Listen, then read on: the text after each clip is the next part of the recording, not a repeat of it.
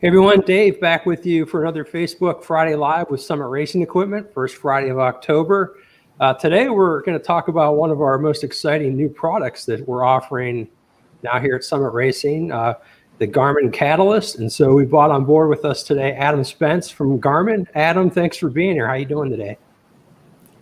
Great to meet you, Dave. Yeah, and it's good to be here. Yeah, so we're really excited about this product. We've done some video work ourselves in-house here, but we kind of wanted to go to the source just to talk about what differentiates this product from others on the market. So just kind of give us a broad, sort of overview about what the Catalyst is. And it's easier asked than explained because there's so many different functions in this thing that set it apart from other similar items on the market.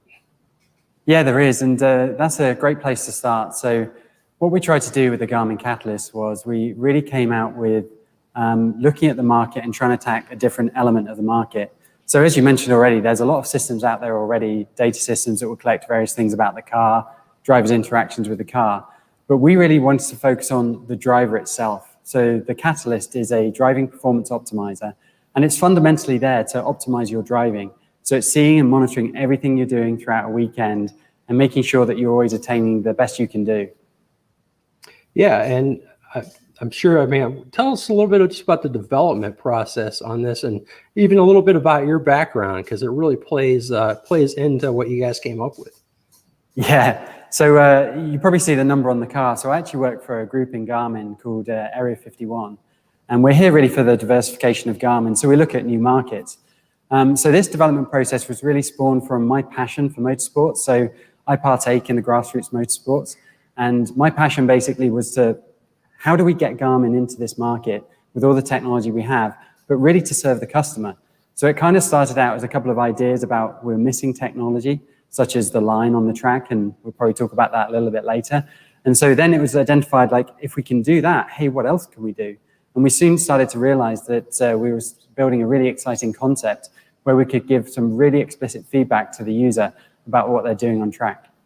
Yeah, and like I said, I've seen it in action a little bit here, and it really gets really granular with your performance on specific tracks. So I guess kind of want to break this down a little bit. So I kind of see three areas on this, and you can correct me if I'm wrong, but there's data recorder, there's a track coach or an in-car coach, and then there's an optimal lap builder, for lack of a better term. So let's kind of start from the beginning.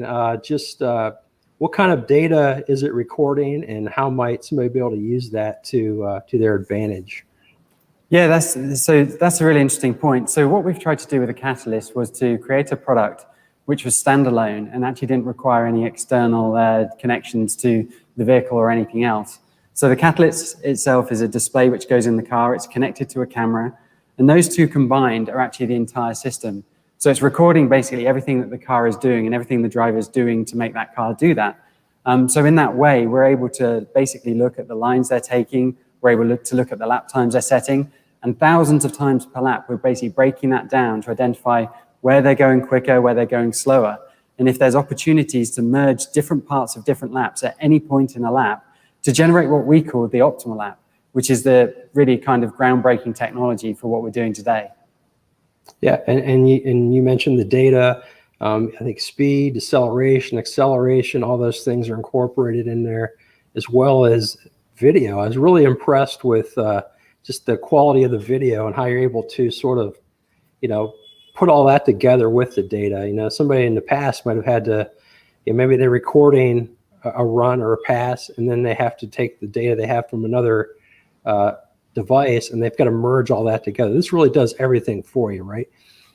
It does. It's very much standalone, and that was, again, part of my frustrations in the past of using data systems in my car was when I came in from a run, I'd have to sit there with a laptop, download everything, and then spend 20 minutes trying to go through, basically the lap and understand why one lap was quicker, why one lap was slower. And it was kind of painstaking, but also when you're at the track, you don't always have that time. You don't have that luxury. There's so many other things going on that you have to get prepared for, both fitness-wise, but also with the vehicle. So there's just so much going on. So with the Catalyst, the really nice thing about it, not only, as you mentioned earlier, it does do an audio coach, but whilst you're on track, but when you come off track, you literally hit end, it saves everything to the actual session itself. It gives you a summary with a really nice overview, not only of your consistency, but also your performance. But then from there, it basically breaks down the opportunities. So I know immediately I could go straight the way back out on track and look at the 3 opportunities that it's decided that are the best ones for me to focus on to gain that time back. And I've got that confidence then that if I do that, I should be able to pick up time on track.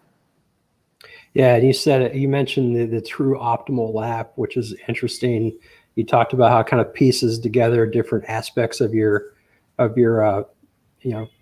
various runs around the track, and then kind of puts together, here's what your potential is. Just talk about just the thought process behind including that and some of the technology involved. And it's really interesting. I know it's talking to people that think that they're, right on what their optimal lap should be, and they're finding extra time in what they can be doing.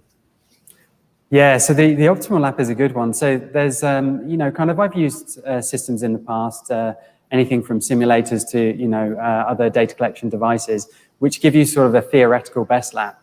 And some of the challenges with that is sometimes it's stitching together parts that you just can't drive back to back.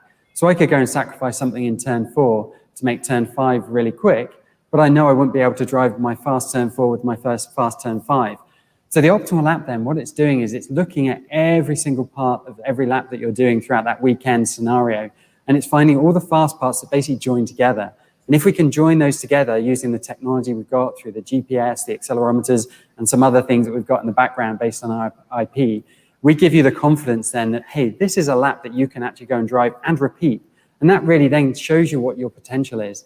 Now, with the other thing that we've done with the optimal lap is to kind of prove to you and show to you that this is a lap that you drove in your car, is that we stitch together all of the video from all of those different laps. So by stitching that video together, immediately when you finish, you can play that video back and from the driver's perspective, see exactly what line you were putting the car on and see how you would see it from a driver. And that's really kind of fundamentally different there, is because it's doing all that, showing you that the car's position is not jumping around on track so that you can actually do it. It's not, speeding up or slowing down. So all of these things are taken into account to really make sure that it's a lap that you can actually drive.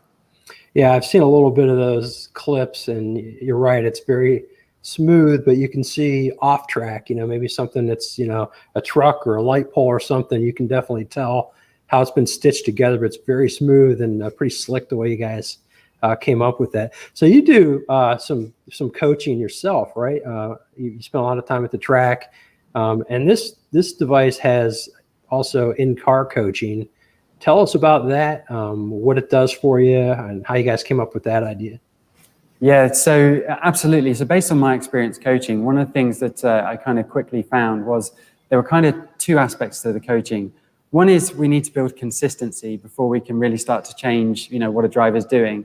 So the device does that with some metrics we probably talk about a little later. But then the actual coaching itself, the important part about that is it's immediate.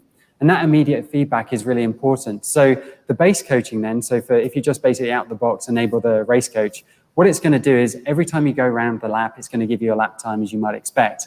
What it's also then going to start doing is every time you go quicker, so through a weekend format, whether it's the Friday, the Saturday, the Sunday, every time you go quicker or actually nail a particular portion of the track, it's actually going to congratulate you and say, hey, that's your new best.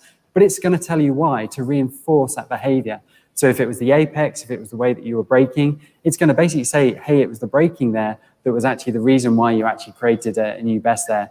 And that's, from anyone's perspective, or the way that we learn as kind of, humans, that immediate feedback is really important. So it does that.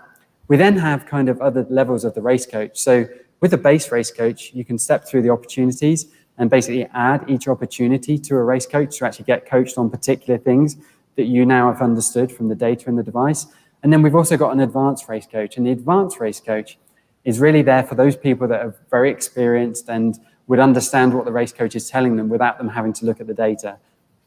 Okay. Yeah, I notice it's interesting too. You get a lot of positive reinforcement as well. It's not just screaming instruction at you, which is kind of nice. Talk about a little bit about those metrics then that are involved with that and the way it was developed. Yeah, so basically we kind of broke we broke obviously the track down by the corners. So the corners are the most important thing on a road circuit. So we break the track down by the corners, But then we look at every element of that corner, because each element has a different input as far as the driver is concerned. So it could be from the perspective of when they start braking. So that's generally the first thing you do when you enter a corner, is actually you start to slow down. So it's all about your braking, when you start braking, how hard you're braking, how long you're braking. We then also look at where you turn in. So that's the next important point, which is the driver has, kind of input over. So basically, as you turn in, that basically sets up the entire rest of the corner. So from there, we're basically measuring exactly the performance through that. So did you, continue to need braking? Were you over braking? Were you trail braking? Were you basically not carrying enough speed, so you had to start accelerating again? But then we're looking at where you're apexing. So we talk about apexing a lot as drivers and coaches, but we're basically going to tell you there if you're apexing too early, too late. We're going to tell you if you're turning in too early or too late, and then look at the track out. Are you using all that track on the way out? Yep. And then obviously supported by the data. Yeah, I know you have both numeric, but you also have graphs that are very handy on there. You can zoom in really closely on particular segments on a lap. If there's an area like a hairpin that you're struggling with, you can zoom into that. So just talk a little bit about the usability, going back to the beginning. So we've talked about a number of tracks that are loaded. How many tracks are loaded on here already? So at the moment we have probably the actual facilities themselves are in the order of 500-600 facilities. So that's tried to capture every single facility around the world in terms of road racing. Now, we've probably missed some, but the user can add their own. But in terms of that then, each facility then has the different configurations. So for example, like our local Heartland Park track, you might be at the Grand Prix, configuration, or the NASCAR A, NASCAR B configuration. So each facility then, you can select that, and you can then actually select the configuration that you're actually going to drive. Okay. Yeah, I know we've used it locally here as well. So I guess going back to the beginning then, just for somebody that might purchase this, what can they expect when they open the box? What comes in the box? Obviously the unit itself, but what else is in there to help them get set up? Yeah, so we've tried to include in the box everything that you need to get up and going immediately. So that basically includes all of the mounts. It includes the power. So in there, we've actually included what we refer to as a 12-volt CLA connection, which would go into any normal 12-volt port on a car. But if you don't have that, like it's a dedicated race car, we've also included the bare wire power cable, so you can wire it directly to the battery. So as well as that, there's the mounts, as I mentioned, but you've got two different types of mounts. So if it's a kind of HPDE track day type scenario where you've got a street car, then there's a windshield mount that will actually go directly onto the windshield. If it's a dedicated race car, again, we've included what we refer to as a screw down mount. You can mount that permanently and directly to the dash or somewhere else convenient to really make sure that it's mounted in the car correctly. Okay. Just talk a little bit about getting the camera and everything set up. I know there's some pretty slick features in there to help you make sure you're level and everything else. Yeah, so we try to make it as convenient as possible and as easy as possible to set the device up. So on the device itself, because it's a good size 7-inch touchscreen, it will actually guide you through every step of the way with some images to really help you understand what you should be doing. But effectively, it's a case of mounting the camera. So there's a camera with a mount in there behind the rear view mirror. And then from there, you follow the instructions on the device to align it. So basically, we need the camera aligned so we can make sure that we see, the track and everything that's going on. But yeah, it's basically follow the steps in the device to set up everything from the camera to the audio, whether or not you use Bluetooth or you use a 3.5mm jack on the side. Everything is kind of guiding you through that to really make the experiences as easy as possible. How about if you mentioned that you can hardwire, but if you are, not wanting to do that, can you use this on multiple vehicles? How does that work to record data? You can, yes. So it's easy to move the mounts from vehicle to vehicle. Now, the actual camera itself has a sticky mount, so that will stay on the windscreen that you put it on. And for the majority of people, that will suffice. They generally only drive in one car. For those that drive in more than one car, we've included an additional mount in the box, as well as you can buy other mounts that make it more convenient for you to mount it in multiple cars if you really needed to. Okay. And what about organizing the data that you collect by vehicle? How does that work if you've got a couple different vehicles that you're using? Yeah, so with that, basically there are vehicle profiles in there and there are driver profiles. So one thing we've not mentioned yet is that the The actual device itself is learning both the driver and the car as you give it more data. So throughout time, the more you drive with it, the more it will learn, the more it will be able to adapt to you. So to that end then, because it's adapting to the driver style and the vehicle itself, if another driver steps in, you can quickly switch the profiles to make sure that the device now quickly switches to them and starts learning all about them. You can also then do that with vehicles. So we often get that question about, what about rear-wheel drive or front-wheel drive? Mm-hmm. The device itself is able to take care of that by adding a new vehicle profile. So you go in there and basically say, hey, this is the new vehicle that I'm driving. And based on that, you basically learn the line for that particular vehicle without having to do any other setup. Okay. And then, once you're kind of taken from front beginning to end as far as setup. So once you're set up and you make some passes, how many passes really do you need to take for it to record the data that it needs to really start helping you out? So what happens there is once you hit start on the device, if you've never used it before, the first thing it's going to do is learn the track. So everything you see in any of the screenshots or when you're actually looking at the data, those tracks are all completely reconstructed in the device itself. So the track database is just a start-finish line for convenience, for timing, and make sure you've got the right facility. Mm-hmm. Everything else the device is creating. So from there, then, it does take 3 laps for the device to learn the facility and configuration and start learning more about the driver and vehicle. But beyond that, on the 4th lap, you're basically going to get a coaching. So that's when the audio coach kicks in, and it's going to start to optimize everything you're doing. So basically, it's just 3 laps to get the base data for that track. That also then means that the next time you go out, so the next session, which we normally do over a weekend, the next session that you go out, the device has already got the track captured. So it's going to be able to give you feedback immediately when it sees you're on pace. And so from there, everything is kind of built into the device, and you've got the confidence then that every time you go back, you're going to be able to get that feedback immediate. Okay. And then I guess being an expert yourself and, you're at the track a lot, just, for somebody that's using this for the first time, just maybe some tips on how to use it to their advantage. I know you have the optimal lap function in there, but as you're going back through some of this data on your own, what are some of the things that you would look for first off of this? So the first thing that I like to do, especially when I come off track, is there's a session summary page, which not only gives me my lap times that I was doing out on track, but also gives me an idea of my variability. So the variability is basically talking about how consistent you are.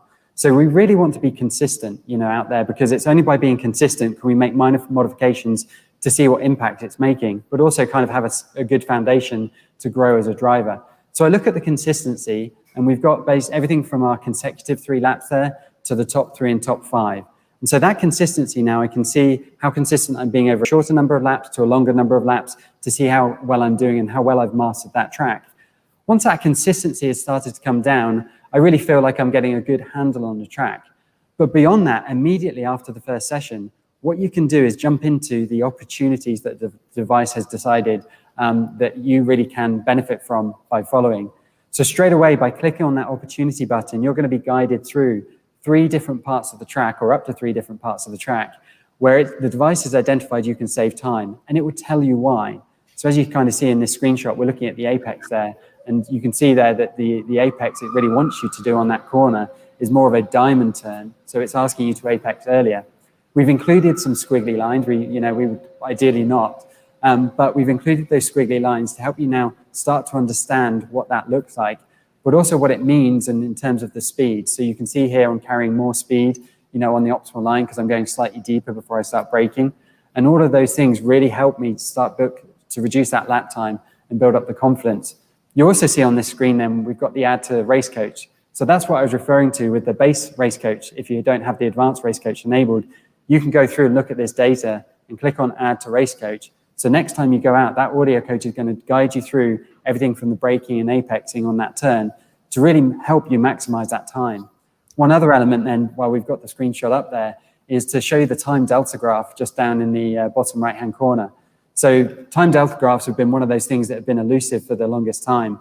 And we've tried to make it super intuitive by putting a color gradient there so that you can see if one line is going in a particular way, green means good, it's faster, red means slow, it's good, it's not as good. Let's talk a little bit about on the left side of the screen there you have a particular turn there, and some of the just the markings that are on there. I mean, that's your line to better performance, I think, is what you guys like to say. But just how would you go about reading that? And you can zoom in on that, right? In and out a little bit just for readability. Absolutely. Yep. So not only can you zoom in, but that is actually animated on the device. So there'll be actually a little dot that is following each line. So you can see real time where you're ahead and behind on that. At the same time, then those charts will animate, and you'll actually see where in the charts that data is. So you can get a feel for everything on that turn. So what the actual indicators mean then, they're showing you everything from the turn entry to where you're apexing, and also what type of apex that's doing. So the different charts, so if you looked at braking, that would show you all your braking points. And on the braking one, what's really exciting is not only can we show you graphically where you start braking, but on the braking tab, we've got a little button that will actually put up the screenshots, or at least the image from the camera, to show you your braking point from the driver's perspective. So again, all of those things try to build up to make it super intuitive, easy to use, but also easy for the customer to understand exactly what's happening.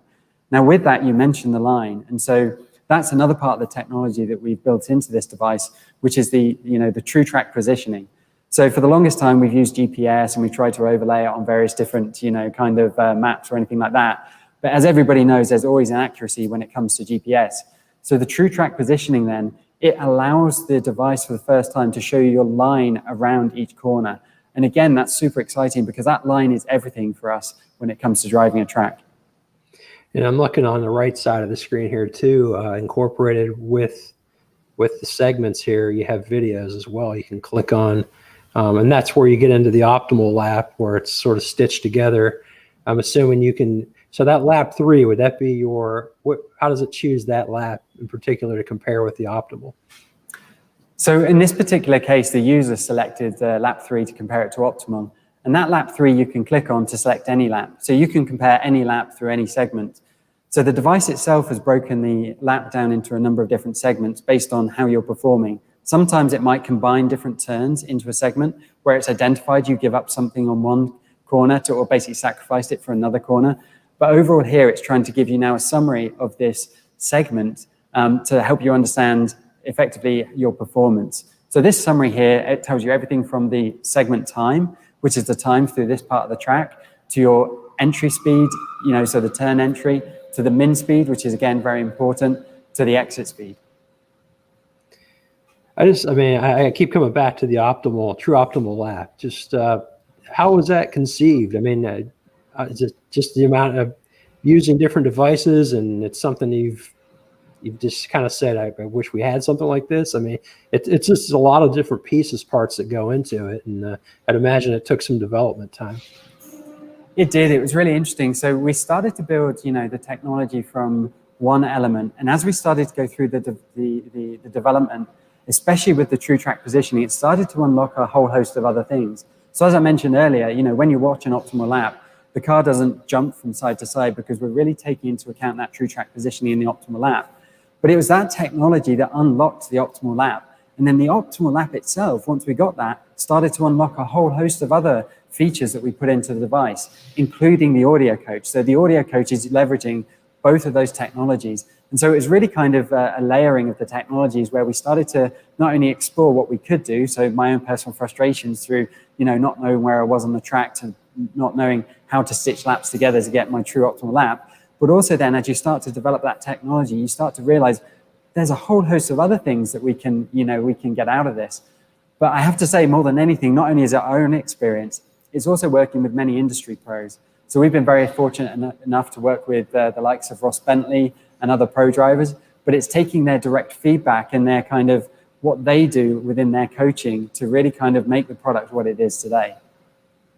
Yeah, I know you guys your launch video. I mean, you talked with some drivers, had them involved with it, a lot of testing. Of course, yourself being a true track person as well, we had a chance to test here as well with some folks on staff. So yeah, great product.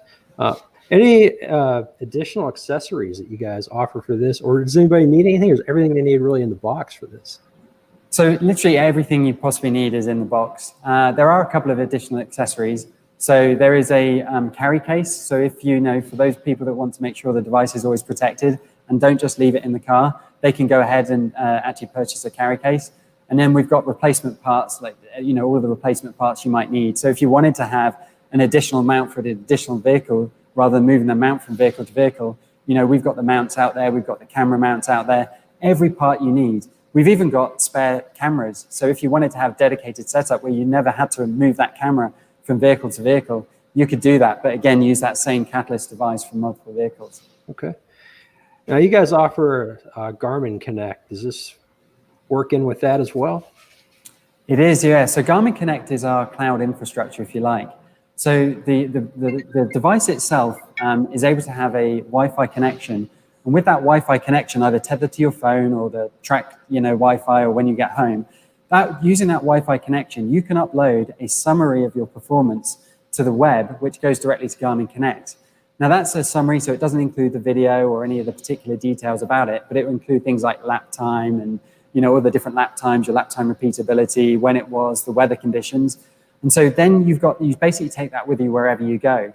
So the next time you meet with friends or you're talking with your buddies at the shop, you basically have got everything that you need to show them about what you were able to do this past weekend in your pocket on your phone using Garmin Connect, which has been super exciting. As well as that, then that connection on the device is able to get the device local weather.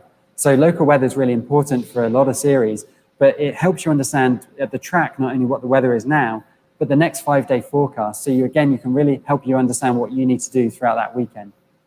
Yeah, I think I also noticed too that I think the weather for a particular run is also displayed, right? Is that manually entered, or how does that work?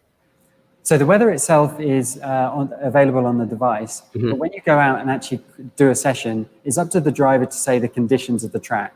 And so there is actually under the drive configuration page, which is that kind of, just before you go out, you get to make sure you've got the right vehicle and the right driver selected. There is an opportunity there to actually change the track conditions from dry to wet. Okay. Yeah, very extremely unique product. So as far as storage on there is for passes and things like that, how much can you keep on there at a given time and go back and look at? Yeah, so the device itself is shipped with a 32 gigabyte card, which is actually under a hidden SD card slot at the back of the device. You can actually expand that by putting more in the side, but that 32 gigabyte card gives you, I think it's just over 7 hours out the gate that you can go and collect immediately. The nice thing about that, though, is the device is only ever recording the video of you out on track when you're actually competing laps. So you can hit start immediately, when you've got the car set up, you're ready to go. You just, while the car's stationary, hit start, allow it to acquire satellites, which is really important. But beyond that, even though the camera's rolling, it's not going to start recording that video until you actually start, completing those laps. So you can always be assured that it's only ever going to capture that data on track, which is super exciting and important. You can see there then an example of the actual video player itself. So there you can conveniently step through not only each lap, but you can step through each segment. So the nice thing about that is the convenience of if I want to go and watch turn 3 through every lap I did, all I have to do is basically on that interface, change those different laps. But back to the storage then. So with that card that ships with the device itself, you can expand that. So there is another SD card slot on the side.